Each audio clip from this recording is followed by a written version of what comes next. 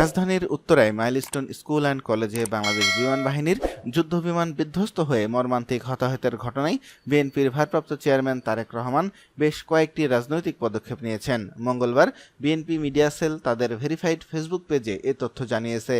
সোমবার রাতে নেওয়া পদক্ষেপগুলো হলো জাতীয়তাবাদী কৃষক দলের পূর্ব নির্ধারিত র্যালি বাতিল, মহিলা দলের ফ্যাসিবাদ বিরোধী আন্দোলনে নারীদের অবদান শীর্ষক অনুষ্ঠান বাতিল এবং জুলাই আগস্ট গণঅভ্যুত্থান শোক ও বিজয়ের বর্ষপূর্তি উপলক্ষে আওয়ামী ফ্যাসিবাদ বিরোধী আন্দোলন ও ২৪-এর গণঅভ্যুত্থানে পেশাজীবীদের অবদান নিয়ে আলোচনা সভায় বিএনপির দলীয় সঙ্গীত পরিহার এবং পেশাজীবীদের আলোচনা সভায় মাইলস্টোনে নিহতদের বিদেহী আত্মার মাগফিরাত ও আহতদের আশু সুস্থতা কামনা করা।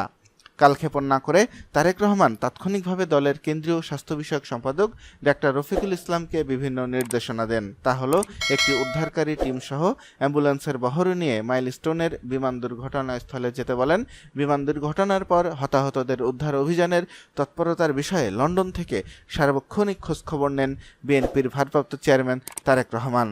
এছাড়া জাতীয়তাবাদী ছাত্রদল, যুবদল, স্বেচ্ছাসেবক দল সহ দলের অন্যান্য অঙ্গ সংগঠনের নেতাকর্মীদের মাইলস্টোনে বিমান দুর্ঘটনায় নিহত ও আহত পরিবারের পাশে থাকার নির্দেশ দেন তিনি। একই সঙ্গে ঢাকার বিভিন্ন হাসপাতালে চিকিৎসাধীন আহতদের রক্তদানের জন্য দলের সব পর্যায়ের নেতাকর্মীদের আহ্বান জানান তিনি।